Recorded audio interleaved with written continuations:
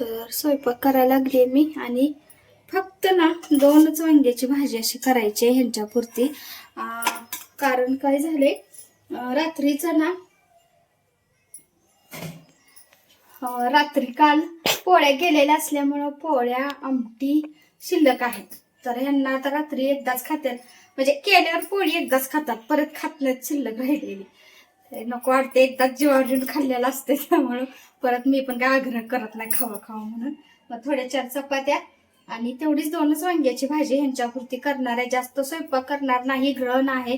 ग्रहणातलं परत जेवण काय आपल्याला खायचं नसते परत संध्याकाळी, म्हणून थोडासा स्वयंपाक करायचा आणि मोकळं व्हायचं. तर देवपूजा वगैरे सुद्धा झाली. देवपूजा दाखव. तर दिवे तर मावळले, तर लवकर देवपूजा वगैरे मी केली होती. आणि आपल्याला बाकीची जी सत्यनारायणची पूजा ते सुद्धा सगळं साहित्य आवरायचं होतं नंतर ग्रहण असल्यामुळे. तर लवकर सगळं मी उरकून घेतली ती कामं.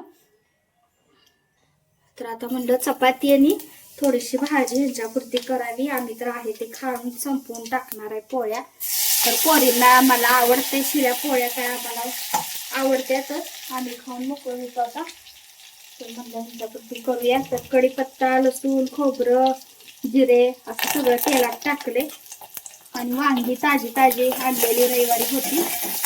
तर अगदी छान वांगी त्या दिवशी मिळाली बरं का. थोडीशी ना फोडणीत मी कोथिंबीर टाकते तर छान स्वाद येतो. आणि हा मसाला जो राहिलेला होता, तर आज तर सुट्टीचा दिवस आहे आणि ग्रहण पण आलंय आज. तर ग्रहण हे मात्र पाळायचं आहे बरं का. तर ग्रहण ज्यावेळेस चालू होते त्यावेळेला देवाचं आपल्याला नामस्मरण करायचं आहे. तर श्रीराम जय राम जय जय राम असं आपल्याला आज नामस्मरण करायचं म्हणून सांगितलंय. तर जे माहिती येते ना ग्रहणाविषयी, त्या माहितीमध्ये तर असं आलं होतं की श्रीराम जय राम ह्या जपाचा म्हणजे जप करा ह्या नामाचा असं सांगितलंय. तर मी तेच करणार आहे. त्यावेळेला पाणी बिणी शक्यतो प्यायचं नाही, काय खायचं नाही, चहा वगैरे.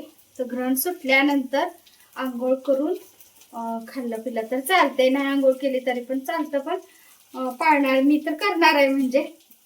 आणि त्यावेळेला मग आपण खाऊ पिऊ शकतो, स्वयंपाक करायचे. आणि एक गोष्ट म्हणजे आपलं सगळे जे असतंय की नाही साहित्य खाण्यापिण्याचं, त्यामध्ये तुळशीचं एक एक पान टाकून ठेवा म्हणजे ते चालतं मग आपल्याला. तर मी सुद्धा तुळशीचे पानं बघा आणलेत तोडून. तर ना असं सगळ्यामध्ये टाकलेले आहेत. तर आपल्या सगळ्या साहित्यात मी टाकलेले आहेत पानं. आणखी कशात राहिली असले ती टाकायचे. तर असं पानं टाकायची म्हणजे ते निषिद्ध चांगलं मांडलं जाते. थोडं अजून कोथिंबीर.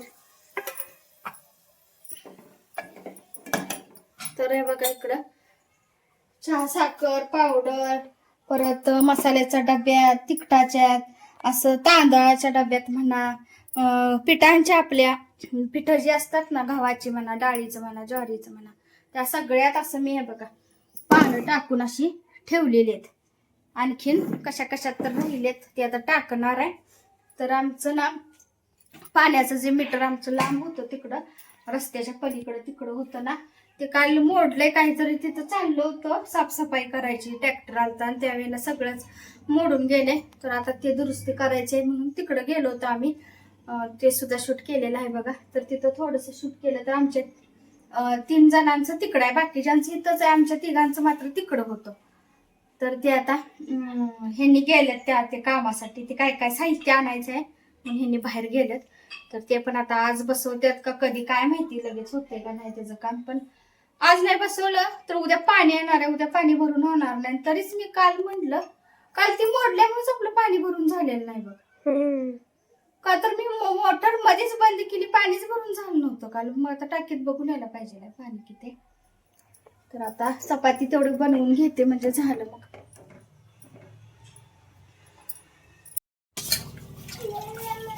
तर सरबत करायचं चालू आहे आणि ना बाहेर लोक आले तर त्यांच्यासाठी सरबत करायला लागले मी.